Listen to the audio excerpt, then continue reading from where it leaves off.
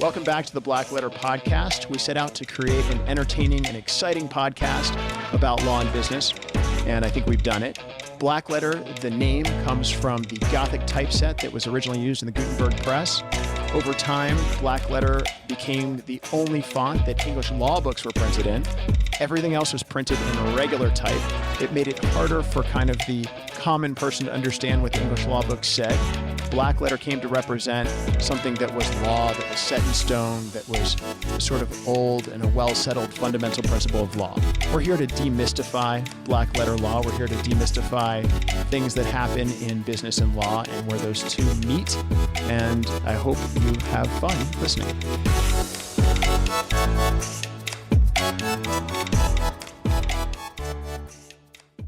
Hi, welcome back to another episode of the Black Letter Podcast. Thanks for joining us, to the listening and viewing audience. Today with me, I have Larry Sharpe, and a lot of things about Larry. What's really going to interest the business audience and that I want to talk about is how he started a number of companies, including a trucking company, and made successful exits to financial health and all of that, and then transitioned later in life.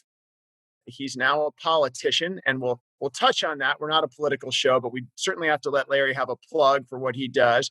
And then, of course, Larry and I connected before the show a little bit. He's a Marine veteran. I'm an Army veteran, and we chatted about that. But I am curious as to, I feel like the military's played a big part in my life, and we'll hear from Larry if his experience there affected his business ability or his, the rest of his life. Because I'm just interested in that when I run into people who have that experience, that shared experience. So Larry, I'm not going to introduce you any more than that. Welcome to the show. Let me touch exactly what you talked about, which is the idea of, being a veteran, and does that change or make you think differently? And I would say, yeah, it did. Right. I think as a general rule, most people, when they want to be happy, when they want to move forward in life, they want three things. They want to feel loved, they want to feel respected, and they want purpose. Those are the three things that most people are striving for in their life. And if you can find one or two of them, it's easier to find the other, right? If you've got love and you've got respect, easy to find purpose. You have purpose and respect, easy to find love, et cetera, right? So the thing that I was lacking as a teenager was purpose. My father passed away when I was around 11. I was a lost teen. And the Marine Corps gave me purpose. So, oh my God, was it exactly the right thing for me? I'm not a guy who thinks a draft is the right answer. I think the military is voluntary. You should join if it's right for you. It's not right for everybody. But I will tell you for sure, it was right for me. That's absolutely true. It gave me purpose. It made me kind of understand what it is to be responsible and be a man. I was 19 years old in charge of 19 people. And unless your mom or dad owns the business, You don't. Right. So, yes, I think it's true. It also made me think more about taking initiative, being on the offensive, right? The idea of, if you're unsure if you should take the hill, right? Move forward. Being on the offensive is the most important. You can't win a war in defensive. And that may seem aggressive for some people who are listening, who aren't veterans. But if you understand the concept, it is always keep moving, right? Always keep moving. And no plan is perfect. And you're going to have to adjust as you get out there and do. Right. And more importantly, you want to lead from the front, right? You want people to know, I'm here with you. Lead from the front. If you want people to follow you, they have to follow you because they want to follow you, not because you pay them. Please pay them, by the way, but that is not the reason why they should be following you. They should be following you because they want to. And as a Marine, I never made more than $18,000 a year. I literally was prepared to order men to their deaths or even to go to my own death for $18,000 a year. And Tom, you were prepared to order people to their death or to die. You were prepared for that. And you weren't getting, 7 figures a year to do so. Fair point. So Larry, I love all of those connections you just made. And I can't say how much I agree with you, or I can't go far enough to say how much I agree with you that it does give you purpose. I have much of the same shared experience. And I feel like that a lot of that, I was a platoon leader of a small scout platoon and then a company commander. And I feel like a lot of that translates in the business world to doing things. So for me, and it's just what you said, Yes. leading from the front and taking the hill and moving forward. For me, I find a lot of people have fantastic ideas and they can put them on a whiteboard. but we often fail as business people to execute. So we fail to move forward. We fail to Yes. pull the trigger. And I always kind of tell people, and I think this is what you're saying, but this is what I've gotten from the military. Is I kind of pull the trigger. I'm like, okay, well, let's just do that, Yes. right? Figure it out. We'll Hmm. adjust. No plan survives contact with the enemy over and over and over again. And the better you are at Yep. adjusting, more successful you are, military, business. So I love that. I think that's right in line with my personal experience too. Not that my personal experience matters a whole Yep. lot. We're here to talk about you. So tell me, Larry, about how that translated into business once you left the military. What happened? What's the Larry Sharpe, Well, business story? to be forward, it didn't. I didn't have any entrepreneurs in my life. I didn't understand how any of that worked. That wasn't the thing I did. I came to entrepreneurs and business from a very odd place for most people. And it was because my mother was a convicted felon. My father passed away when I was a teenager. And after that, I left to go into the Marine Corps. My mother couldn't handle it. She was an immigrant. Her family was in another country. She was alone. I was her only son. And she fell into initially prescription legal drugs and eventually illegal drugs. And she was a convicted felon. She was a victim of the drug war. And after that, when I came home, I actually left the Marine Corps. I was recruited by the CIA. I said no, I didn't want to do that. I became a teacher, and I was just doing a job thing, right? I thought that's what you do, right? You get out of the military and have a job, right? I guess you do that, and that's what I assumed. And I wasn't very happy, but the part that I couldn't stand is when I pulled my mom and helped her out of prison. I found out how much she struggled, how she couldn't get a job, how she was a hostage at any job she had. To get a second chance was hard. And if anyone listening has ever had someone who's fallen down that badly, you want them to have a second chance. You love them. You want them to have a second chance at life. And I saw the system was not helping her at all. She was lying on all of her forms, saying she wasn't a felon, hoping they didn't find out. And I just got so tired of my mom being a victim. I said, you know what? I'm gonna start a business, because if you start a business, you can't be fired. And I started my first business, truck business, to get my mom out of her bad spot. And I gave her 100% ownership of the company, even though I was running it. And I said, if my mom has 100% ownership, no one can ever fire her. She's never going to be a hostage again. And that's how I started becoming an entrepreneur. I did it just out of, to our point, just go. And I started the business by cold calling. I picked the trucking business because in New York State, if your truck isn't big enough, you don't require if your truck is like 24 feet, I think, or less, you don't need a commercial license, which means her record didn't matter. So we could just buy a truck Wow. and not required to be Yeah. licensed, because a certain amount, I forgot how it worked. This is 20, 30 years ago. Whatever the rules were, we followed those rules. We bought 2 trucks and we started becoming a trucking business. And I got clients by getting on the phone and cold calling.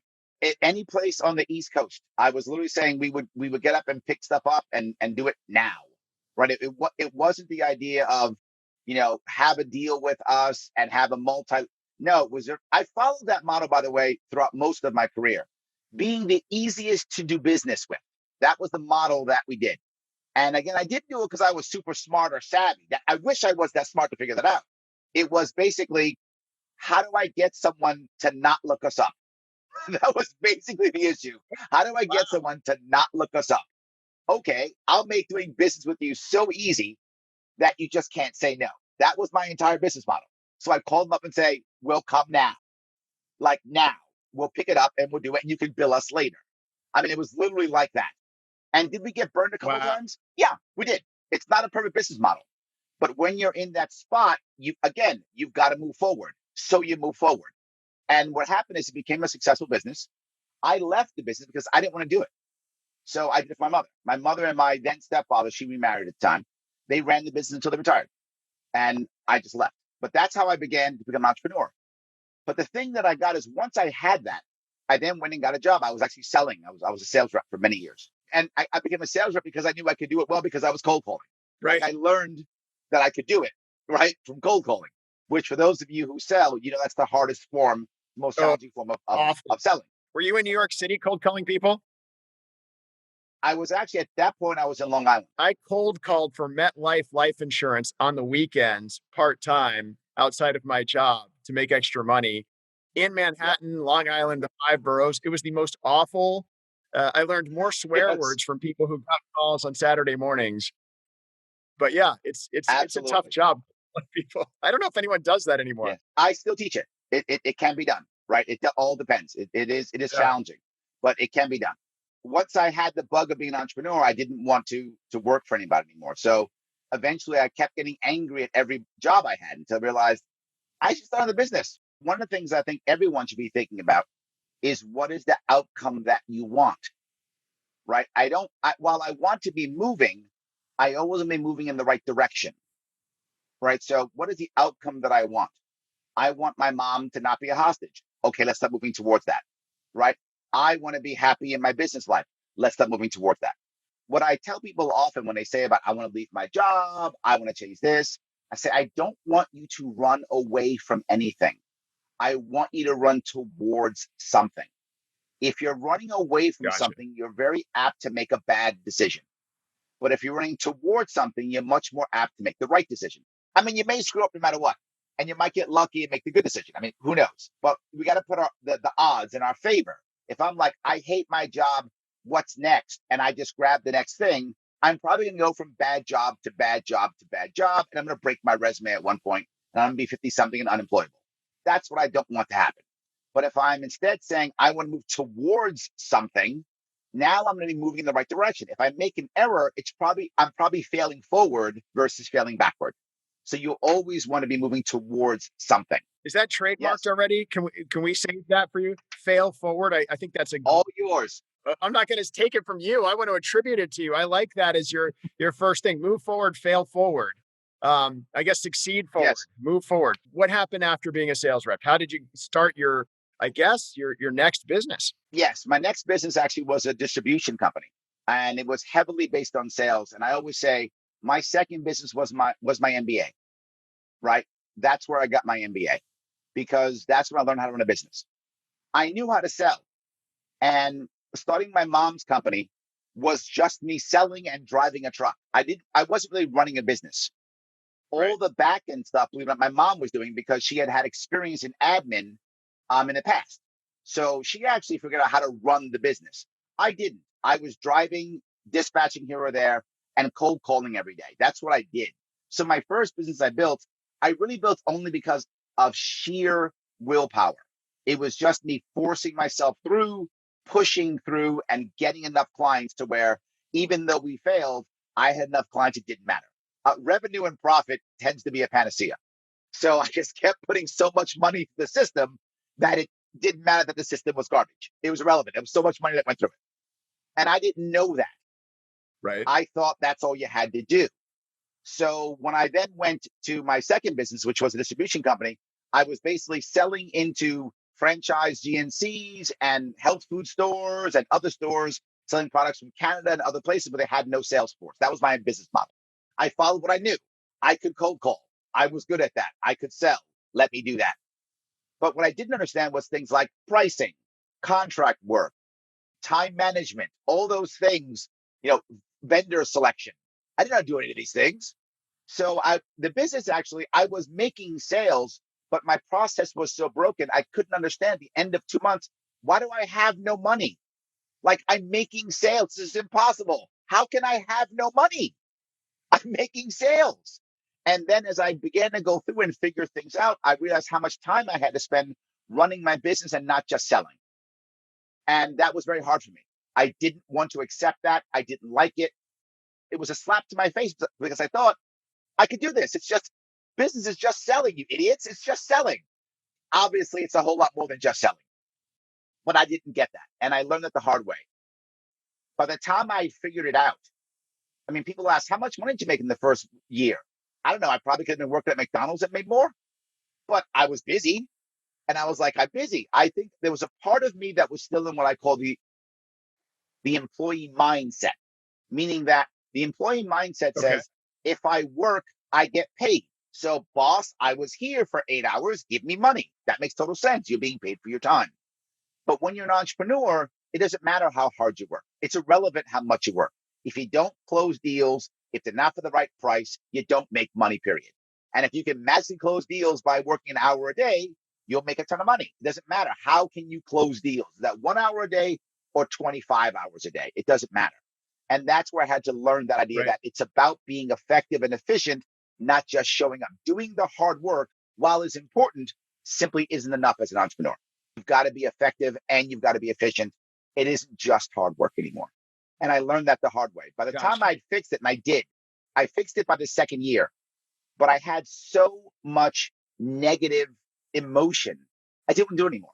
And as an entrepreneur, if you don't want to do it, you should quit. So I sold the business off when it actually was profitable at the time.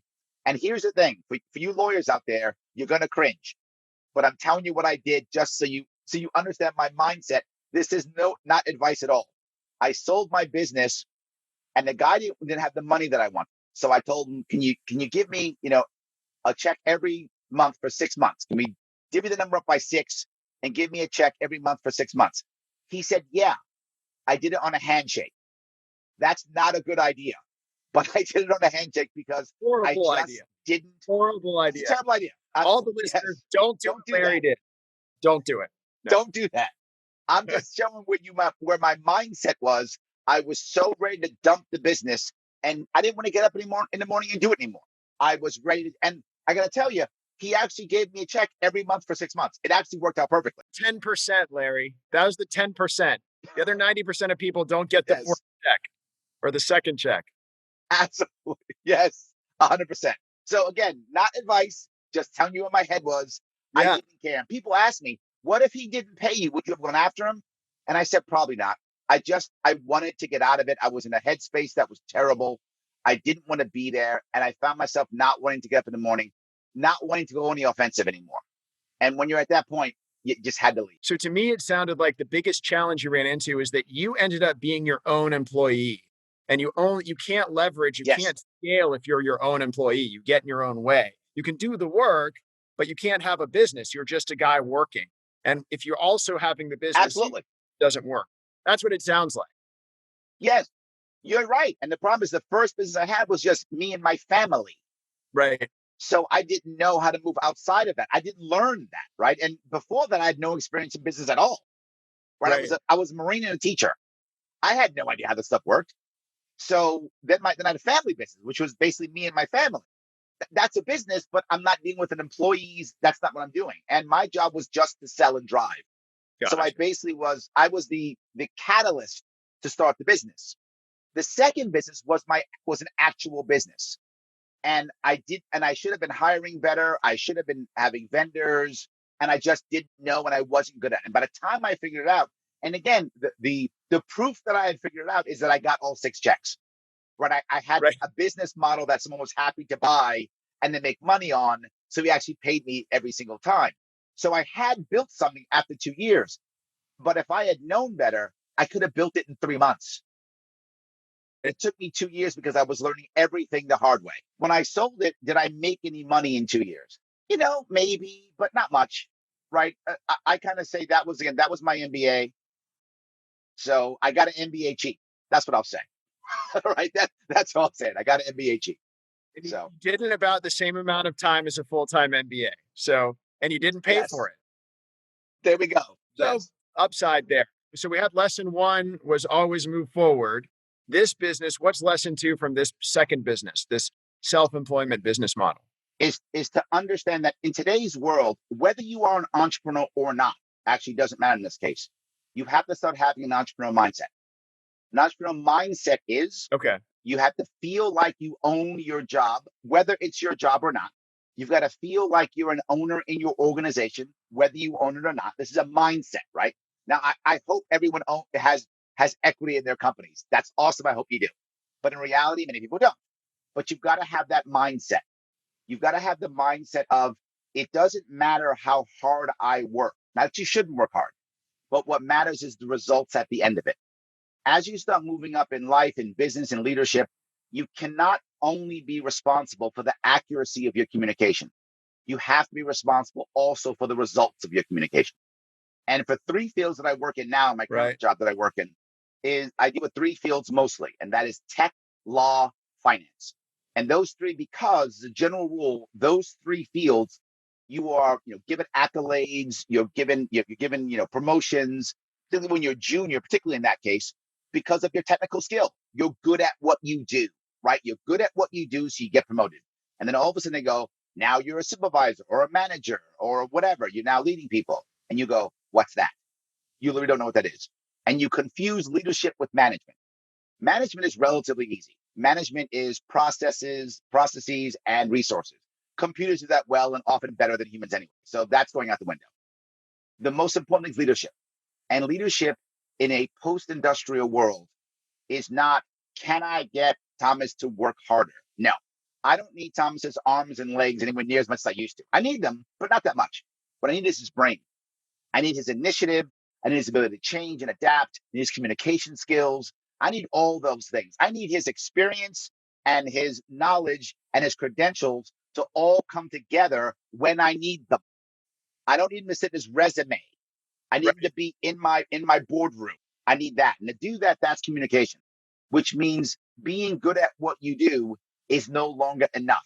You still must be. I'm not saying that that those technical skills aren't valuable. Of course they are. But it's not enough. I got to make sure that now, what results do I get? And that's all about emotional communication. And emotional communication is something we're very bad at. And I talk about that constantly. So you've got to be able to understand entrepreneur mindset, the ability to care about results and accuracy. What people often do is they create systems that says, well, we have to make sure this happens, that happens, this happens. Great. So now when you fail, you can explain why you failed.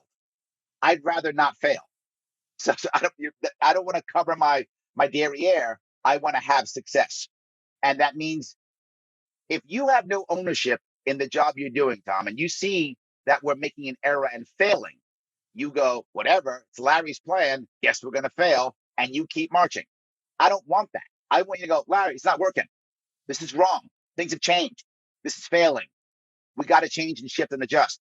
In my perfect world, if I have the right type of communication and the right hiring, I'm able to get diversity of thought with unity of purpose.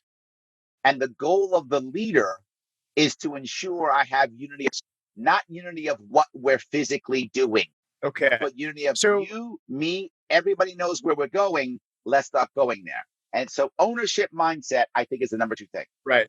Okay. So, and what does the Neo Sage group do? What I finally figured out is I kept having sales jobs, but whenever I worked for a company, not myself, I always realized I was never the number one sales rep. I was always the number two sales rep. And the number one sales rep was someone I was coaching. And other people who were bad were people I was coaching. And I realized I was helping people. That teacher thing that I did when I got in the Marine Corps never left me. And I was always that guy. And I finally figured that out. So I said, why am I selling when I should be teaching people, training people? I'm better at that. So I started the NeoSage Group, which is a consulting company. So I'm consultant, teacher, trainer. I've taught at many colleges, John Jay College here in New York, Baruch, Yale, Columbia at the graduate level. And by the way, I don't have a graduate degree.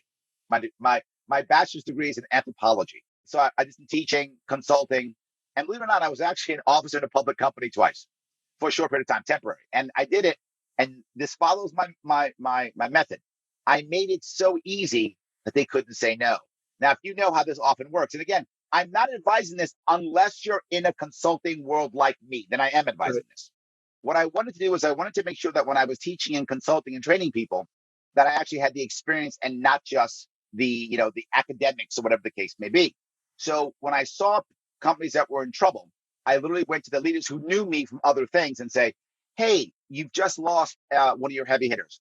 I'll fill that spot temporarily. I'll fill it and I'll help you find your replacement. I will bring in my replacement. I'll do all the hiring and firing. I'll do all the reorging. I'll do all the bad stuff. Then I'll leave. I'll start Monday. I'll do month to month. I don't want to be an employee. You can fire me at any time. I don't want to parachute. No contract. And they were like, what? I'll start on Monday. Just Wow. get me a phone and a card. I'll start repairing things. Low risk, Like, very low you're risk for serious? the person. So you're making it very easy for them by de-risking you as a proposition. And when you succeed or do well, they see it as a huge win, subsequently a huge win. That's a fantastic model. I love that. 100%. And you know this in a large firm, particularly if it's a firm that needs expertise, you can't hire somebody in 30 days. Hiring somebody is Right. at least 6 months, right? Right. sometimes 9 months. So that's exactly my time frame. And I don't give myself a contract. I say you can fire me at the end of any month. Just get. And I did one. Someone actually signed something. Once it was a handshake again. I'm not joking. Once was a handshake, once was actually paperwork. Sometimes it's not. I don't care. I just want to get on board so that now I can tell people, yes, I reorged an organization. Yes, there was a sales force that was in 3 different cities, 3 different countries, and I was able to reorg it. Here's how I did it. Here's how I changed compensation. Here's my success. And now people can go back to those companies and say, did he do it? And they go, yeah, he did. So now I have references that show I did it. So now when I come into your company and say, here's how it works, you don't go, what are you, some Ivy Tower guy? No, let me tell you what I actually did. Here's how it actually worked. So if you're in a consultancy like me and you don't want an actual job, I don't. This is a good idea. But if you actually want an actual job in a company, please don't do handshake stuff. It's not a good idea. Get a It's not a good idea. contract. That's right. Yes, get a So contract. Larry, this is Yes, like a big circle.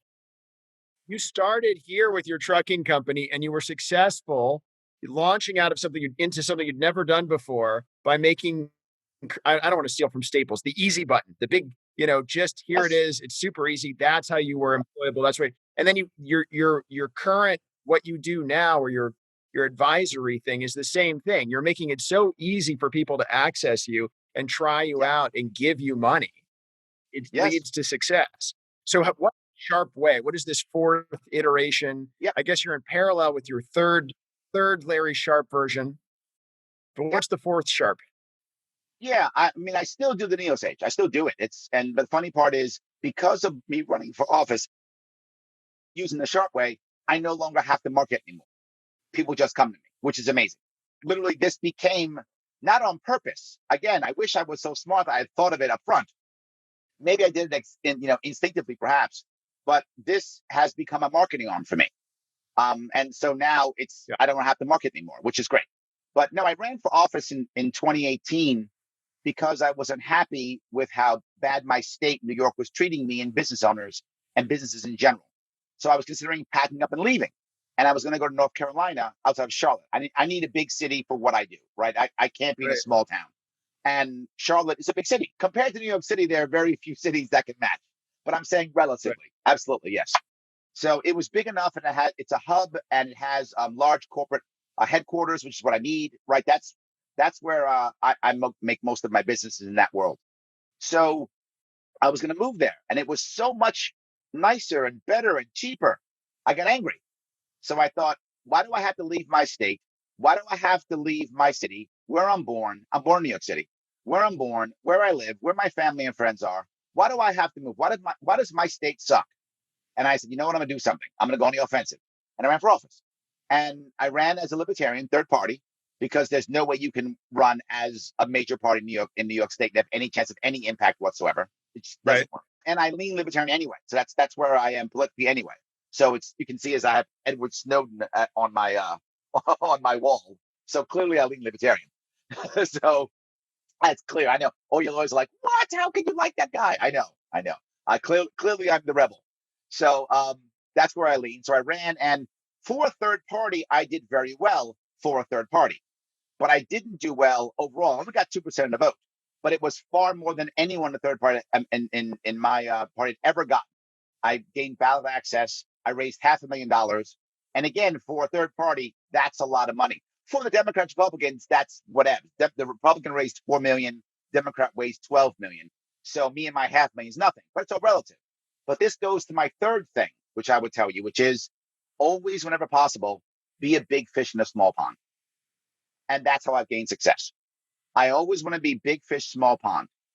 I don't want to try to be the biggest, baddest guy in the biggest, baddest thing. I want to be the biggest guy in a small pond. And in the third party movement, in the Libertarian Party, I'm a big fish in that small pond, even to a point where other major party candidates who have thought about running for office in the third party have actually called me. People who all your Wow. audience would know Yeah. who consider third party have called me and said, Larry, how do you do this? Should I do it? And I usually talk them out of it. But I'm just saying, I usually talk them out of it. But and that's not because I'm super smart or super savvy or handsome. I mean, I am handsome, but it's not those reasons. It's because that I was a big fish in a small pond. When it came to third party candidates, I was literally the largest one in 2018 in the country. I'd run the biggest, Wow. most effective campaign in the country. But if you're not in a third party, you've never heard of me.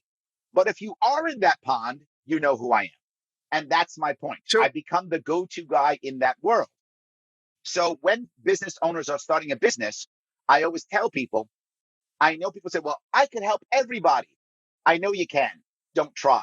Instead, micro target niche when you begin your business so you become that big fish in a small pond, and then others will come to you because you are an expert in that world.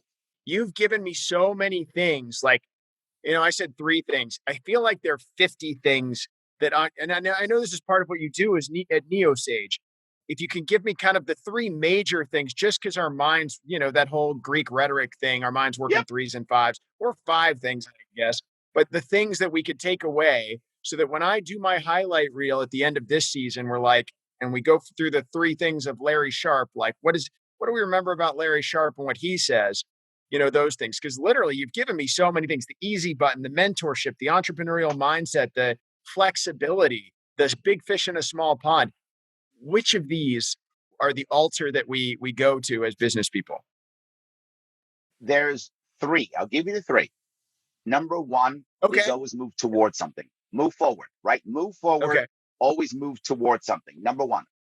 Second, you want to have an ownership Okay. mindset. You want to be thinking about, I own this and what results do I want? Whether you are an entrepreneur or not doesn't matter. You want that mindset. That's the future of employment. The future of employment is not I worked hard or pay me per hour or billing per hour. That isn't the future. And if those of you who are in, say, accounting or law, even you're seeing it. There are more and more accounting and law firms moving towards flat pricing, flat fees, more and more moving towards that.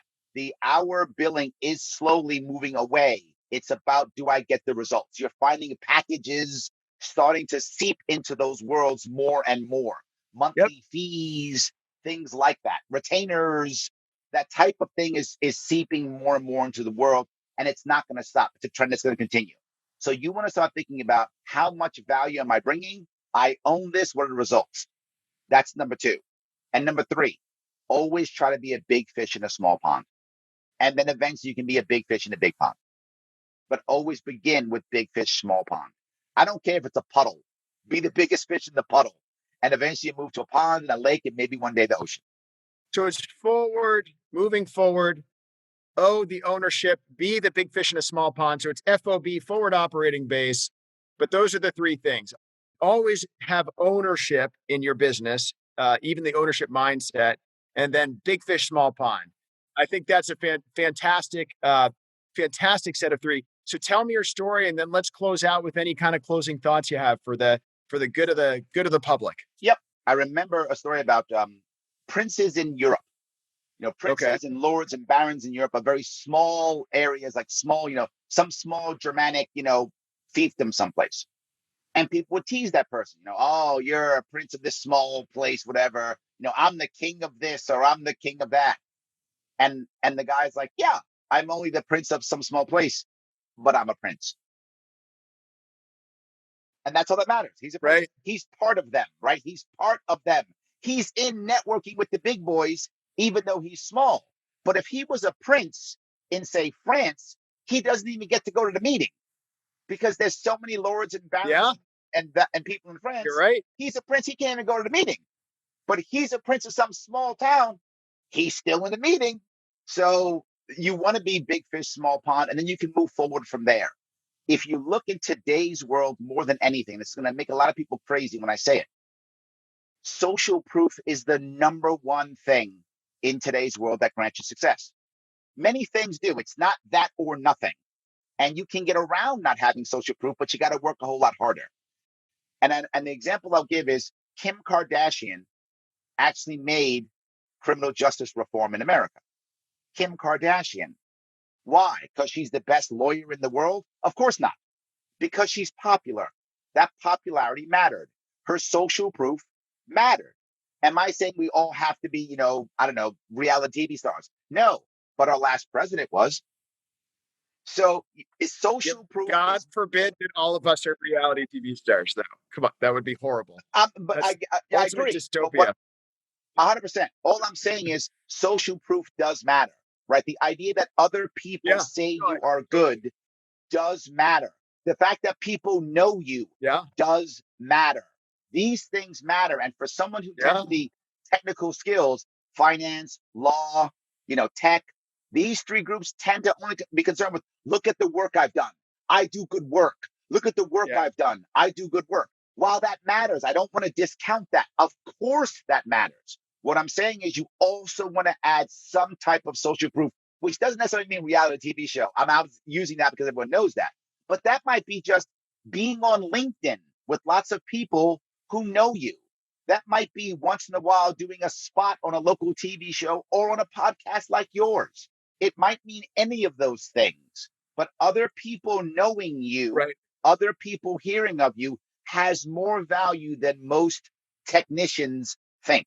It does have value. You I, shouldn't discount it and you should I spend agree. time on it.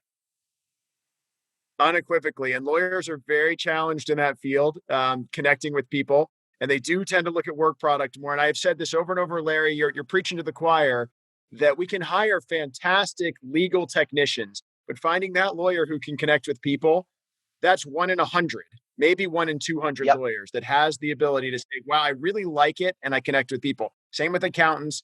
And in the patent world, it's even more extreme to some degree. So totally agree with everything you're saying. Fantastic what you do.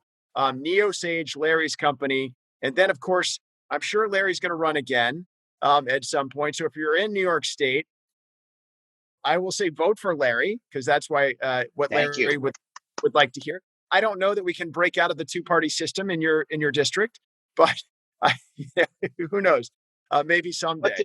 to be forward, just to be forward on that piece, the value in a third party, and I'm going to go a little bit, I'll be a little preachy and I'll stop.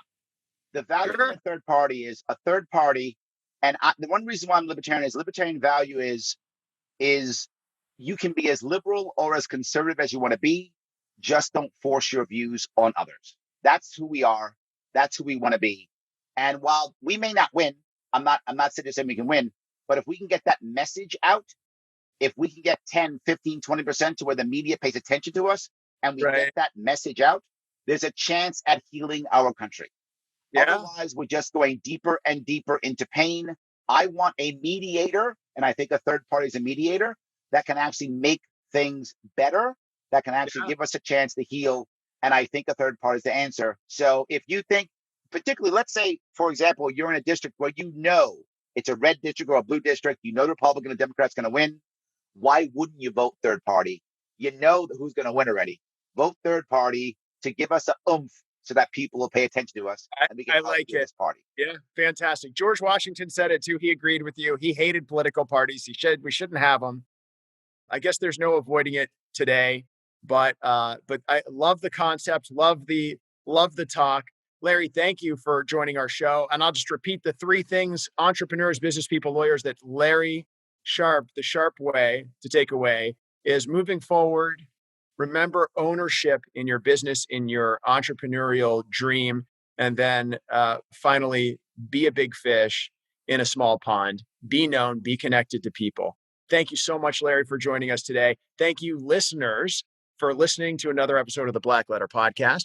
We'll see you next time. And don't forget to download the audio wherever you get your podcasts, iTunes or Google Play. And we've got a YouTube channel where you can see Larry's beautiful face, as he said, very handsome, and my not so beautiful face looking at Larry across a video screen thanks to COVID.